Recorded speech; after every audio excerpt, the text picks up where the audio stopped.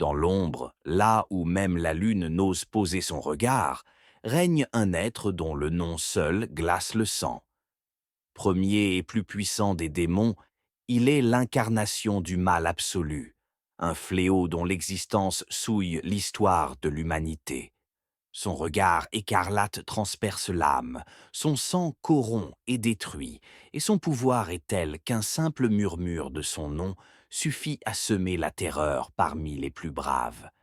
Intouchable, insaisissable, il évolue à travers les âges comme une ombre indestructible, façonnant un monde où seul lui dicte les règles. Car Muzan Kibutsuji n'est pas simplement un démon, il est la peur elle-même. Voici l'histoire de Muzan Kibutsuji. Pourquoi faire mon suivant, moi? Oui, c'est du gris-souris. Ici, les pâtés, les Chantal pour les chefs, qui ne veulent rien faire, vous venez ici manger les fatas. Chantal. Qu'est-ce que Chantal là? Champagne. Je suis venu apporter les riz. Comment est-ce que tu peux parler à mon ami?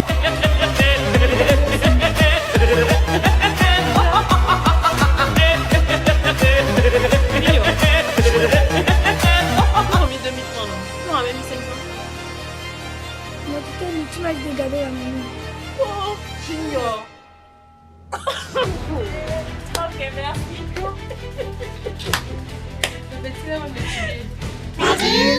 Obstiné, vous êtes si obstiné, ça m'agace. Vous me rendez malade au plus profond de mon être. À chaque fois que vous ouvrez la bouche, c'est pour me répéter la même rengaine de vengeance de vos parents, enfants ou frères et sœurs. Vous avez survécu, ça devrait vous suffire. Votre famille a été massacrée. Où est le problème? Vous devriez considérer que vous avez eu de la chance et retourner à vos vies misérables. Se faire tuer par Muzan reviendrait à rencontrer une calamité. Pluie, vent, éruption volcanique, séisme. Personne ne jure de se venger d'un désastre naturel. Et ce, quel que soit le nombre de vies qu'il prend. Alors pourquoi tout le monde le tient responsable des pertes qu'il a occasionnées? Après tout, on ne peut ramener les morts à la vie. Mieux vaut donc arrêter de faire des histoires. Et mieux vaut aller se faire un salaire pour vivre une vie paisible. C'est ainsi que font la plupart des humains. Mais pourquoi les pourfendeurs n'y arrivent pas? Pourquoi ne peuvent-ils pas simplement passer outre?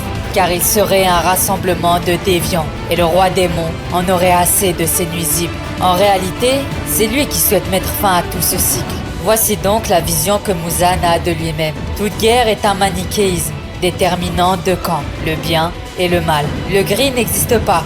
Seul le blanc et le noir demeurent. À ses yeux, le roi démon n'est pas mauvais. Il n'exprime que sa condition d'être supérieur, de divinité. Quiconque remettra en doute son statut sera alors en tort, car l'humain doit se soumettre à la nature. Il est sans sous-fifre, et rien ne le dispose à lui tenir tête. Muzan n'est pas humain, du moins il ne l'est plus. On ne peut donc pas le comprendre, et lui ne peut plus nous comprendre. Alors à quoi bon essayer? Il y a des choses qui nous dépassent, et on accepte de vivre avec. La maladie, la guerre, la famine, la mort. Muzan en est l'incarnation. Il est l'apocalypse, le cataclysme inéluctable qui attend quiconque se mettra sur son chemin. Mais même le diable peut être déchu, et à trop vouloir atteindre les cieux, de vouloir vaincre le soleil, Muzan se brûlera les ailes. Laissez-moi vous parler d'un homme dont la soif de rémission plongera l'humanité dans la damnation. Laissez-moi vous parler d'un démon impitoyable, intimidant et imbu de sa personne. Laissez-moi vous parler d'un roi à la fois adulé et critiqué. Laissez-moi vous parler du némésis de l'humanité, Muzan Kibutsuji.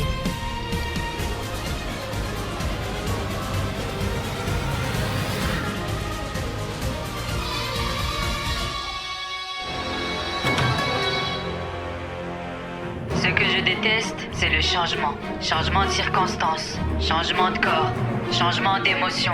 Dans la plupart des cas, le changement incarne une dégradation, un déclin. Ce que je préfère, c'est la permanence. Si une chose reste telle qu'elle est pendant une éternité, alors elle est dans un état parfait. La mort aura été constamment aux côtés de Muzan. Même dans le ventre de sa mère, son cœur s'était arrêté de battre de nombreuses fois. À sa naissance, il fut déclaré mort-né. Mais alors qu'il était sur le point de se faire incinérer, il poussera un cri. La mort ne le quittera jamais réellement et son ombre ne cessera de lui planer au-dessus. Tout au long de sa vie, Muzan luttera contre diverses maladies, ce qui développera probablement sa thanatophobie, à savoir une peur démesurée et irraisonnée de la mort. On lui annoncera que malgré tous ses efforts, il mourra avant 25 ans. Mais Muzan, aveuglé par la colère et le désespoir, tuera le médecin qu'il jugera incompétent. Toutefois, quelque temps plus tard, il réalisera que les médicaments du docteur faisaient effet, lui développant des facultés surhumaines. Mais cela aura un prix. Le jeune homme ne supportait plus le soleil, comprenant qu'il mourrait au contact de celui-ci. En revanche, dévorer d'innocents humains ne lui causait aucun souci. Muzan ne se satisfera pas d'être en vie. Il voulait plus. Il voulait un corps capable de survivre aux rayons du soleil. Et après avoir consulté les registres de son médecin, un ingrédient l'intriguera, la licorice bleue. Le démon n'avait aucune idée de comment mettre la main dessus. La seule personne détenant l'information était le docteur qui l'a tué. Muzan voyagera à travers tout le Japon pour récolter des informations en vain. Cette quête l'animera toute sa vie. Il voulait un corps parfait, immortel. Sa seule priorité était cette fleur. Il décidera alors de créer plus de démons, dans le but de les répandre dans le monde, afin que l'un d'entre eux puisse éventuellement mettre la main sur cette fleur. Au fil des années, il fera la rencontre de différents humains prometteurs, avant de les rameuter. Tamayo et Michikatsu seront parmi les premiers connus. Mais alors que Muzan se sentait intouchable, il croisera le chemin d'un homme qui le changera à tout jamais. Il fera la rencontre de Yorichi. Muzan pensait avoir affaire à un simple pourfendeur et souhaitait en finir rapidement avec lui. Le démon se déchaînera, alliant une portée et une vitesse d'attaque hors du commun. Le pourfendeur, lui, esquivera aisément les assauts, réalisant qu'une égratignure pouvait être fatale à cause du poison des cellules de Muzan. Yorichi comprendra grâce au monde transparent que le démon possédait 7 cœurs et 5 cerveaux. Et en un instant, avec le 13e mouvement du souffle du soleil, il tranchera la tête et les membres de Muzan. Le démon ne pouvait pas se régénérer à cause de la lame rouge. Il était écarlate de colère et d'incompréhension. Alors, avant d'être achevé par le pourfendeur, il explosera en 1800 morceaux de chair.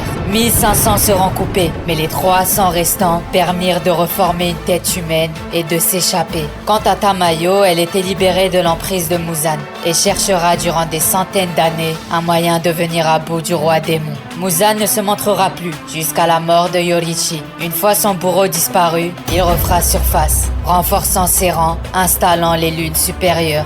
Des centaines d'années plus tard encore, il localisera la famille Kamado, qui était gardienne de la technique du souffle du soleil. Muzan massacrera toute la famille, leur injectant son sang dans l'espoir que l'un d'entre eux survive et devient un démon capable de résister au soleil. Mais Nezuko survivra, et bien plus tard, elle réussira l'exploit de marcher au soleil.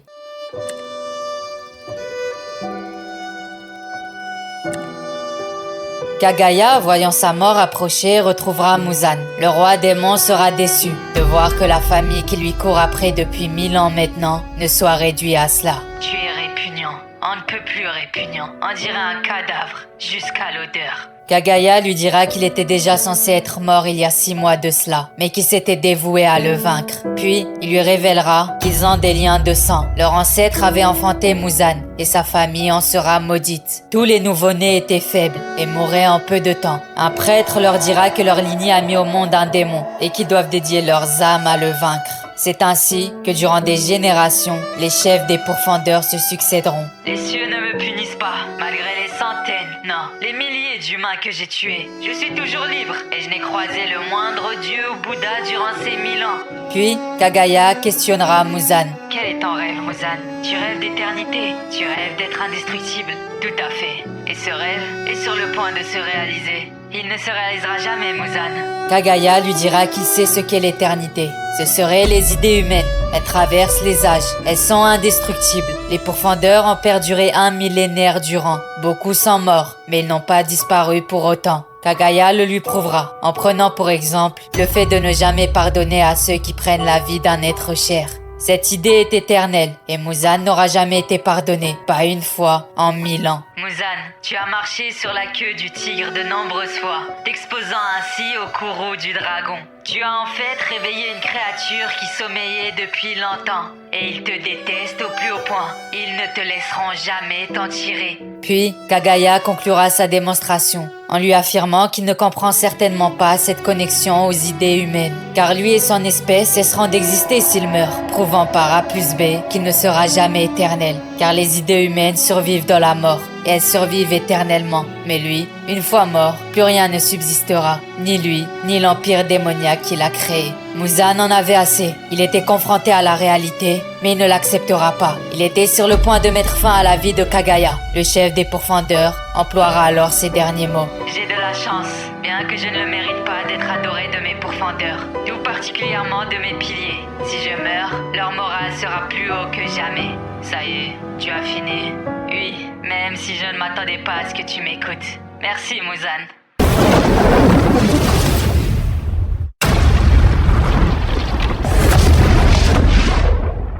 Une immense explosion retentira et Muzan sera calciné par les flammes de cette dernière. Le roi démon sera sous le choc. Kagaya ne dégageait aucune animosité. Il n'a pas hésité à utiliser sa femme et ses enfants afin de masquer ses intentions. Il avait baissé sa garde en pensant qu'il était un humain normal. Puis, alors qu'il était presque régénéré, un pouvoir sanguinaire fera surface et l'empalera de toutes parts. Tamayo surgira avant d'injecter dans le corps de Muzan un médicament censé inverser la transformation démoniaque. Tandis que Muzan et Tamayo s'échangeaient des insultes, le pilier de la roche interviendra et grâce à son fléau, explosera la tête du démon. On apprendra que Kagaya avait fait part de son plan à Gyomei seulement, car les autres l'auraient empêché de faire l'appât. La tête de Muzan repoussera, affirmant le fait que les pourfendeurs devaient le retenir jusqu'à l'aube s'ils souhaitaient le vaincre.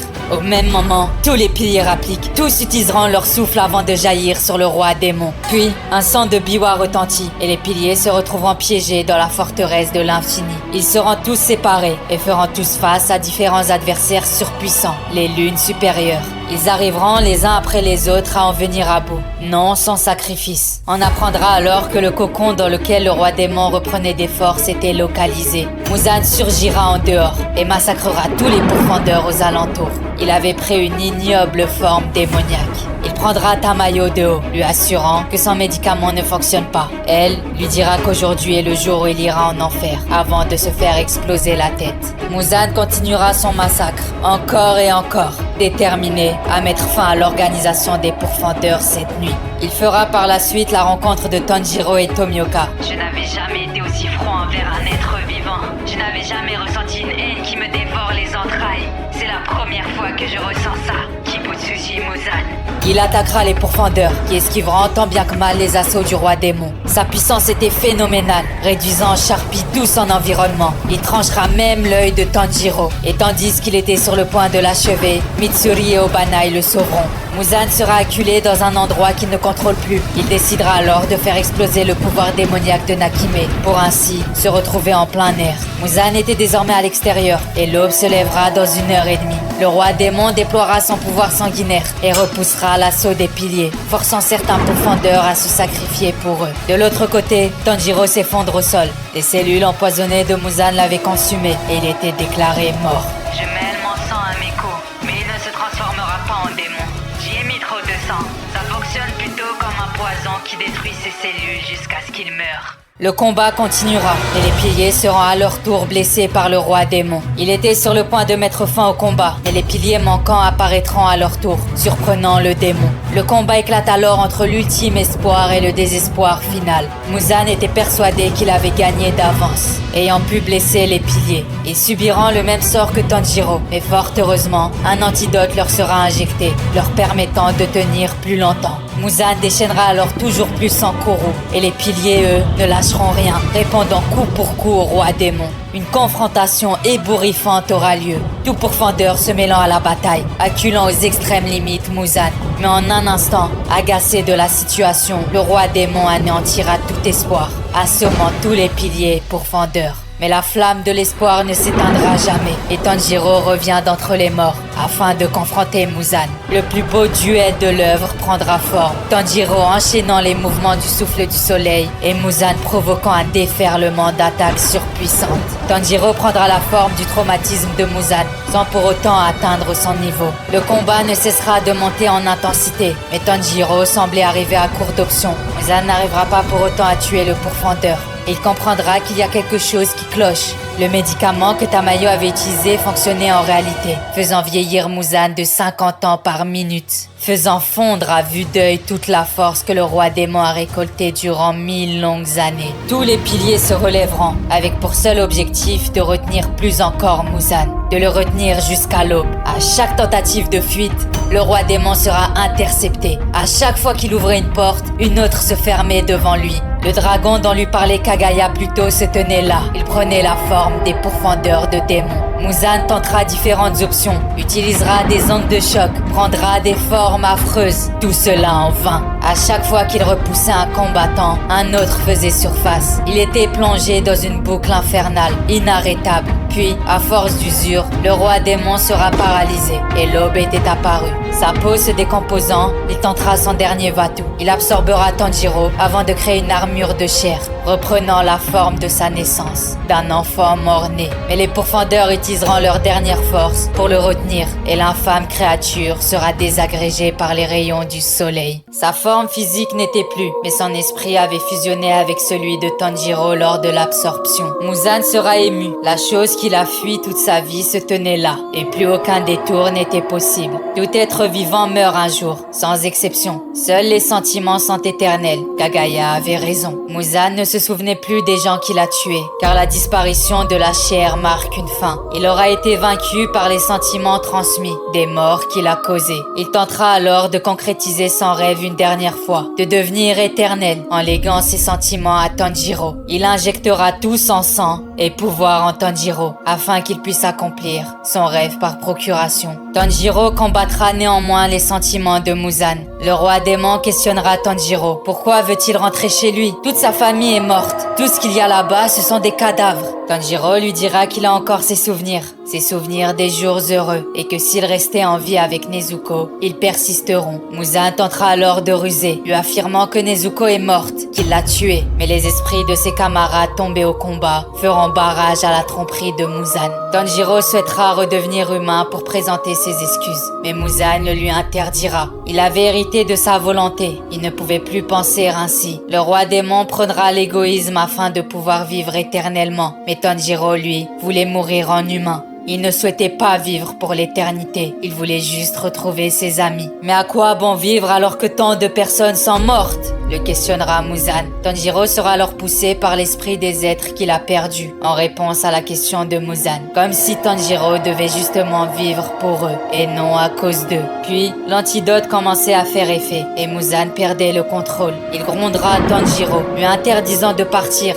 lui intimant que les morts l'accablent de cris de haine, qui n'est pas censé être le seul à avoir le droit de vivre, qu'ils doivent sombrer dans l'oubli et pas lui. Mais en réalité, ces cris étaient ceux de Muzan. C'est lui qui avait peur de sombrer dans l'oubli, car les amis de Tanjiro ne sont pas comme ça. Eux, ils étaient prêts à mettre leur vie en jeu pour protéger autrui. Muzan sentira l'emprise qu'il a sur Tanjiro lui échapper. Il suppliera Tanjiro de rester à ses côtés, de ne pas l'abandonner, lui qui était au-dessus de tous, s'accrochait pathétiquement au dernier être qui lui restait, l'implorant de ne pas le laisser seul, là, dans l'oubli. Le temps est l'image mobile de l'éternité immobile. Tu auras beau eu un millénaire pour concrétiser tes ambitions, tu n'y seras jamais parvenu. Là où tes opposants l'auront fait en une nuit seulement. Tu réaliseras alors que tu as fait fausse route, que l'éternité n'est pas figée dans le temps. Ce n'est pas l'immortalité, non. L'éternité est impalpable, inatteignable. Elle se transmet, elle se concède, elle se propage. On ne peut pas l'empoigner, la harponner, la dérober. Tu détestais le changement, qui serait synonyme de déclin à tes yeux. Tu as peut-être raison. Après tout, c'est la volonté inchangée des gens que tu as tués qui est venue à bout de toi. Cette volonté est certes intacte. En revanche, les gens qui l'arborent ne sont plus les mêmes. Ils sont différents. Et cela n'a rien d'un déclin. Bien au contraire. C'est cette éclosion paradoxale qui t'aura soumis. Enfin, tu te considérais comme unique, fantastique, fantasmagorique. Tu te comparais à quelque chose d'inéluctable, d'inévitable. Pour toi, la mort que tu as portée était logique et aucune explication ne devait être donnée. Sans t'en rendre compte,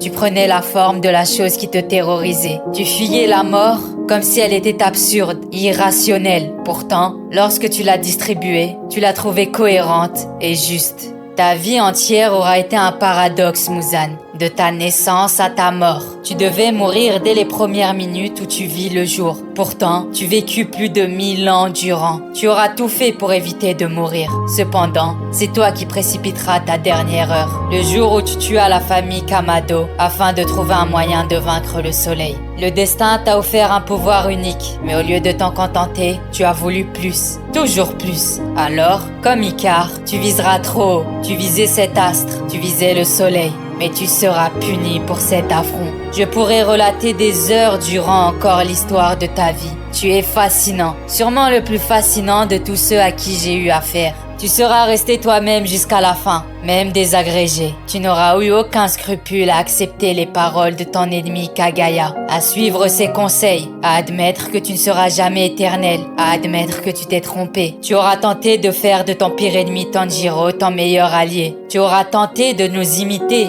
nous, les humains, de transmettre tes émotions, ta volonté, mais nous aurons refusé tes avances jusqu'au bout. Non, tu n'es plus un humain. Non, tu n'es pas des nôtres. Non, tu n'utiliseras pas nos coutumes à tes fins. Et non, tu ne seras jamais éternel. Et ce sera de notre devoir de réduire tout signe de ton existence à néant.